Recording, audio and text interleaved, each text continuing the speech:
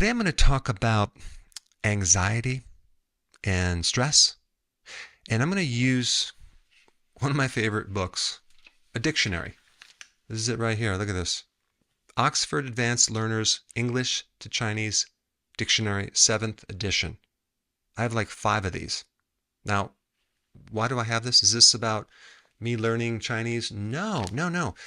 I love words. And you can discover all sorts of things about the derivation of words and the meanings of words.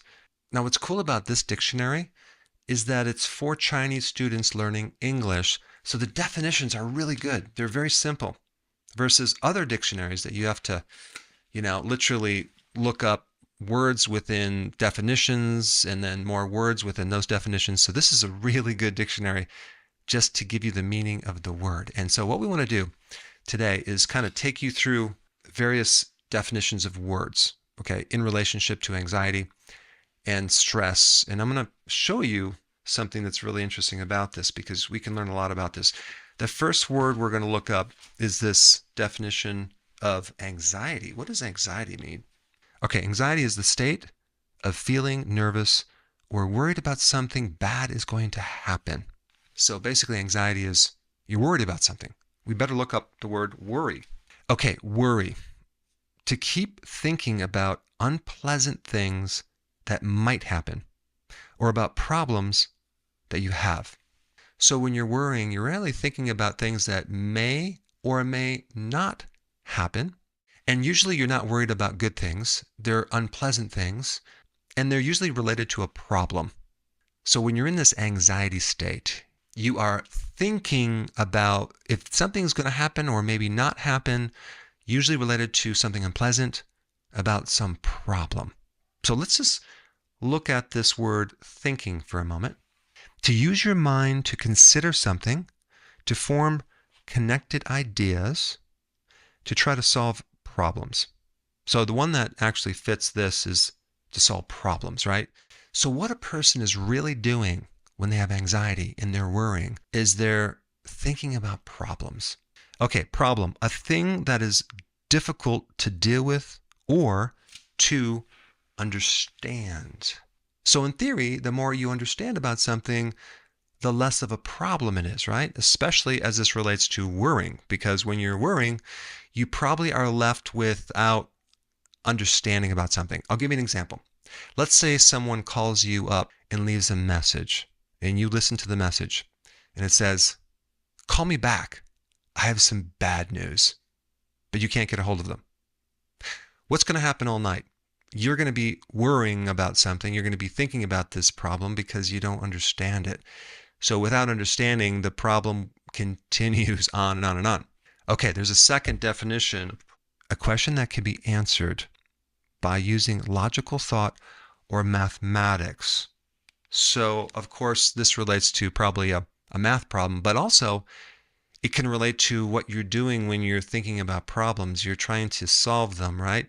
And they're on your mind and you're going through them and you try to come up with a solution. All right, so let's look up this word speculation. What does it say here? The act of forming opinions about what has happened or what might happen without knowing all the facts. The news is famous for this, right? Thousands of people might die from the storm coming in. Well, that's not really the facts.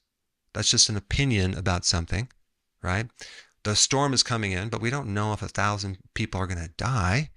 But that's a great way to give you a problem.